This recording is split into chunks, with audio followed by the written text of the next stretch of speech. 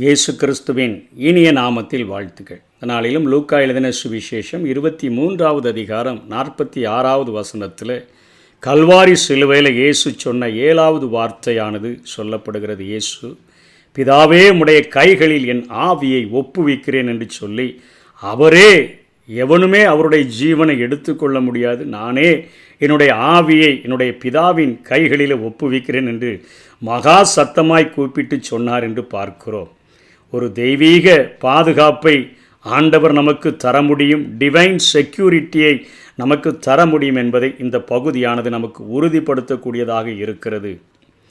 தந்தையினுடைய மடியில் செல்ல பிள்ளையாக இருந்து விண்ணகத்தை துறந்து பிதாவின் சித்தத்தை நிறைவேற்றும்படியாக வந்த இயேசு கிறிஸ்து இப்பொழுது கல்வாரி சிலுவையில் என்னுடைய ஆவியை உம்முடைய கரங்களில் பத்திரமா நான் ஒப்பு கொடுக்கிறேன் என்று சொல்லுகிறதை நாம் பார்க்கிறோம். சங்கீதம் 31வது அதிகாரம் 5ஆம் வசனத்தை இங்கே இயேசு கிறிஸ்து நினைவு கூறுகிறார். தன் பிதாவின் கையில் தன் ஆவியை பத்திரமாக ஒப்புவித்தவர் அங்கே சங்கீதத்தில் சொல்லப்பட்ட உமது கையில் என் ஆவியை ஒப்புவிக்கிறேன், சத்தியபரனாகிய கர்த்தாவே நீர் என்னை மீட்டு கொண்டீர் என்கிற வசனத்தை இங்கே நினைவு கூறுகிறதை நாம் பார்க்கிறோம்.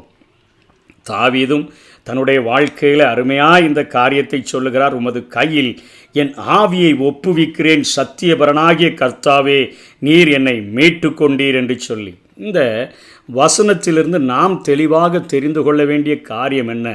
நமக்கு ஒரு மிகப்பெரிய இணையற்ற ஒரு பாதுகாப்பு, ஒரு உன்னத பாதுகாப்பை ஆண்டவர் நமக்கு தந்திருக்கிறார் என்பதை நாம் தெளிவாக உணர்ந்து கொள்ள முடியும். முதலில் இயேசு தன்னை குறித்து சொல்லுகிற காரியத்தை நாம் அறிந்துவிட்டு இதற்குள்ளாக நாம் கொஞ்சம் ஆழமாக தியானிக்கலாம். யோவான் 10ஆம் அதிகாரம் 28-29 நான் அவைகளுக்கு நித்திய ஜீவனை கொடுக்கிறேன், அவைகள் ஒரு காலம் கெட்டுப்போவதில்லை, ஒருவனும் அவைகளை என் கையிலிருந்து பறித்து கொள்வதும் இல்லை. அவைகளை எனக்கு தந்த பிதா, என் பிதா எல்லாரிலும் பெரியவராய் இருக்கிறார், அவைகளை என் பிதாவின் கையிலிருந்து ஒருவனும் பறித்து கொள்ளக்கூடாது என்று சொல்லி இயேசு சொல்லுகிறதை பார்க்கிறோம். என்னுடைய கைகளில் தந்தவைகளுக்கு நான் நித்திய ஜீவனை கொடுக்கிறேன், என் கையிலிருந்து ஒருத்தனும் பறித்து கொள்ள முடியாது. என் பிதா எல்லாரிலும் பெரியவராக இருக்கிறபடினால அவர் கையிலிருந்தும் ஒருவரும் பறித்து கொள்ள முடியாது என்கிற ஒரு ரகசியத்தை இயேசு கிறிஸ்து கற்றுக் கொடுக்கிறதை பார்க்கிறோம். ஆண்டவருக்கு நம்முடைய வாழ்க்கையை ஒப்பு கொடுக்கும் பொழுது, நான் மரித்திருக்கிறேன், கிறிஸ்துவோடு கூட மரித்தேன், ஆனாலும் நான் பிழைத்திருக்கிறேன் என்று சொல்லுகிறோமே. ஆண்டவரோடு கூட நாம் பிழைத்திருக்கிறோமே. நாம் பிழைத்திருக்கிற நம்முடைய வாழ்க்கைக்கு ஆண்டவர் கொடுக்கிற மகா பெரிய பாதுகாப்பை பவுலப்போஸ்தலன் கொலோசியர் 3ஆம் அதிகாரம் 3ஆம் வசனத்தில் சொல்லுகிறார். ஏனென்றால் நீங்கள் மரித்தீர்கள், உங்கள் ஜீவன் கிறிஸ்துவுடனே தேவனுக்குள் மறைந்திருக்கிறது என்று சொல்லி, அதாவது கண்மலையின் வெடிப்பில் வைத்து நம்மை கரத்தினால் மூடுகிற ஆண்டவர் என்கிற ரகசியத்தை பவுலப்போஸ்தலன் கற்றுக் கொடுக்கிறதை பார்க்கிறோம். நமக்காக கல்வாரி சிலுவையில் பிளக்கப்பட்ட இயேசுவுக்குள்ளாக நாம் வைக்கப்பட்டு அவருடைய பலத்த கரத்தினால, பிதாவினுடைய பலத்த கரத்தினால நாம் மறைக்கப்படுகிறோம் என்கிற ரகசியத்தை இயேசுவும் கற்றுக் கொடுக்கிறார். பவுலும் கொலேசு சபைக்கு கற்றுக் கொடுக்கிறார். கண்மலையின் வெடிப்பில் வைத்து கரத்தால் மூடுகிற சத்தியம் அதை நமக்கு உறுதிப்படுத்தக்கூடியதாக இருக்கிறது. ஆகவே இந்த உலகத்தில் எந்த ஒரு மனுஷனும் நம்முடைய ஜீவனுக்கு சேதம் விளைவிக்க முடியாது. நம்முடைய சரீரத்தை கொல்ல அவர்களுக்கு உரிமை இருக்கலாம், ஆனால் நம்முடைய ஆத்துமாவை அழிப்பதற்கு, நம்முடைய ஆவியை எடுப்பதற்கு எந்த ஒரு மனிதனுக்கும் உரிமை இல்லை.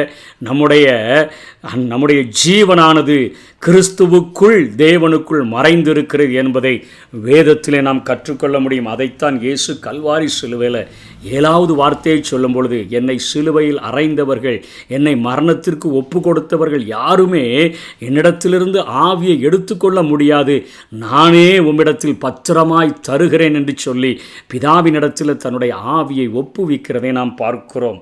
2 தீமோத்தேயு 1ஆம் அதிகாரம் 12ஆம் வசனத்திலும் அங்கே பவுலப்போஸ்தலன் தீமோத்தேயுக்கு எழுதுகிறார். அது நிமித்தம் நான் இந்த பாடுகளையும் அனுபவிக்கிறேன், ஆயினும் நான் வெட்கப்படுகிறதில்லை. ஏனென்றால் நான் விசுவாசித்திருக்கிறவர் இன்னார் என்று அறிவேன், நான் அவரிடத்தில் ஒப்புவித்ததை அவர் அந்நாள் வரைக்கும் காத்துக்கொள்ள வல்லவராயிருக்கிறார் என்று நிச்சயித்தும் இருக்கிறேன். நான் விசுவாசித்து இருக்கிறவர் இன்னார் என்று அறிவேன், அவர் இயேசு தன்னுடைய கரத்திற்குள்ளாக வைக்கிறார். அதனை பிதா பாதுகாக்கிறார். இயேசுவின் பாதுகாப்பும் எனக்கு இருக்கிறது, பிதாவின் பாதுகாப்பும் இருக்கிறது. இணையற்ற ஒரு பாதுகாப்பினால் நான் பாதுகாக்கப்படுகிறேன் என்று அவன் சொல்லுகிறதை பார்க்கிறோம். யூதா 1:24 பார்க்கிறோம், வலுவாதபடி உங்களை காக்கவும் தமது மகிமை உள்ள சன்னிதானத்தில் மிகுந்த மகிழ்ச்சியோட உங்களை மாசற்றவர்களாய் நிறுத்தவும் வல்லமை உள்ளவரும். நம்ம இந்த உலகத்தில் வலுவாதபடி காத்து தமது மகிமை உள்ள சன்னிதானத்தில் மிகுந்த மகிழ்ச்சியோட மாசற்றவர்களாய் நிறுத்த வல்லமையுடையவர். நம்மை பாதுகாப்பதற்கு வாக்களிக்கிறார். நம்ம செய்ய வேண்டிய காரியம் 1 யோவான் 5:18 தேவனால் பிறந்த எவனும் பாவம் செய்யான் என்று அறிந்திருக்கிறோம். தேவனால் பிறந்தவன் தன்னை காக்கிறான், பொல்லாங்கன் அவனை தொடான். தேவனால் பிறந்தவன், நான் ஆண்டவருக்குள்ளாக பிறந்திருக்கிறேன். என்னுடைய சரீரம் அவர் தங்குகிற தேவாலயமாய் இருக்கிறது.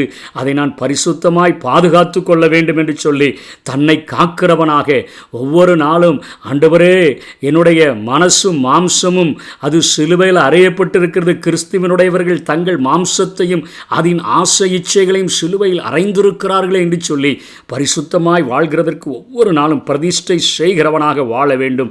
அப்பொழுது பொல்லாங்கன் அவனை தொட முடியாது.